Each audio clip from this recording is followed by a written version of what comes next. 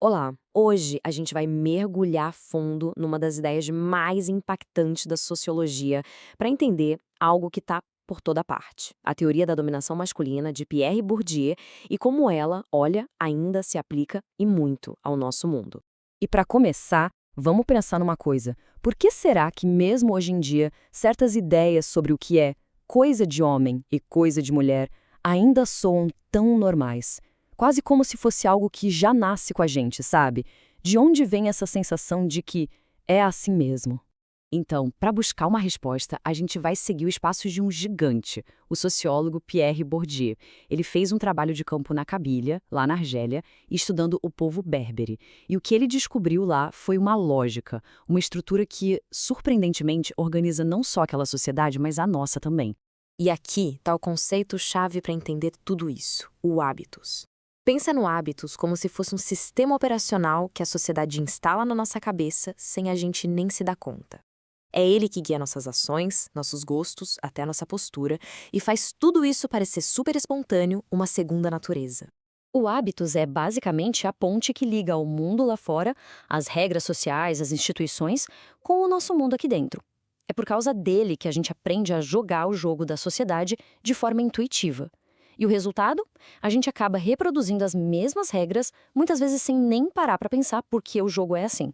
O próprio Bourdieu resumiu isso perfeitamente. Esse sistema todo é tão eficaz porque ele não está só nas leis ou nos costumes lá fora. Ele está dentro da gente, incorporado na forma como a gente enxerga o que é certo, o que é errado, o que é normal. E isso tudo leva a um dos conceitos mais fortes de Bourdieu, a violência simbólica. Olha só que coisa, é uma dominação que não precisa de força física. Por quê? Porque ela acontece com o consentimento de quem é dominado, que passa a enxergar aquela ordem toda como algo natural, inevitável.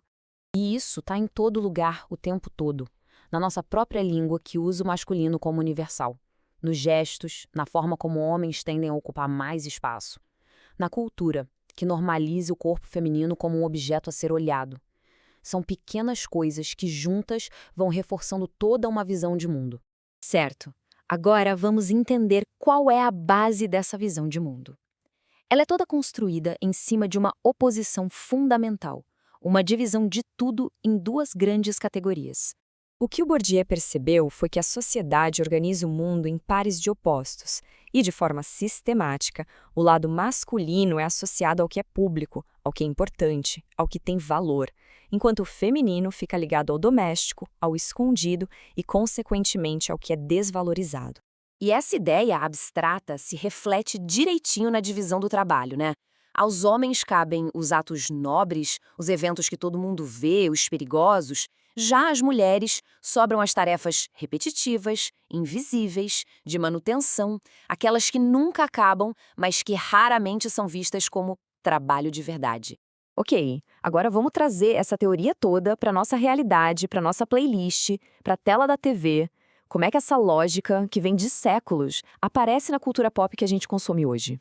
A fonte da nossa análise traz uma provocação muito boa, usando um ícone da cultura brasileira. O fenômeno que foi o El Chan é um caso de estudo perfeito sobre o papel da mulher no mundo do espetáculo. É só parar para pensar. O sucesso gigantesco do grupo estava totalmente ligado à exposição dos corpos das dançarinas. Elas eram o espetáculo visual, colocadas ali para o olhar e o consumo do público, o que acaba validando essa ideia do corpo feminino como um objeto de exibição.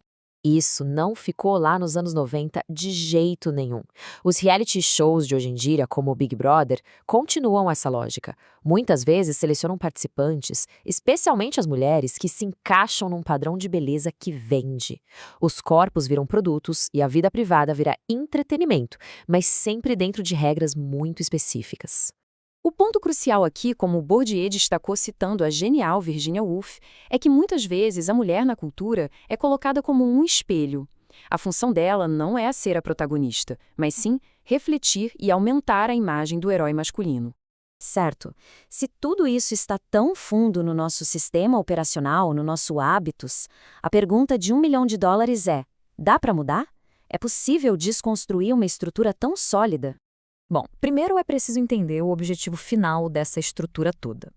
No fundo, toda essa construção simbólica serve a um propósito bem concreto: manter as mulheres longe dos espaços de poder real, seja ele político, econômico ou até intelectual. E Bourdieu não era lá muito otimista com soluções fáceis. Para ele, essa é talvez a forma de dominação mais difícil de arrancar pela raiz. Exatamente porque a gente não a enxerga como uma imposição, mas como parte de quem a gente é, parte do nosso hábitos. Então, Bourdieu não nos deixa um manual de instruções, mas a análise dele nos dá a ferramenta mais importante de todas, a consciência. Entender como essa estrutura funciona é o primeiro passo e o mais indispensável para começar a desmontá-la. E isso nos deixa com uma reflexão final.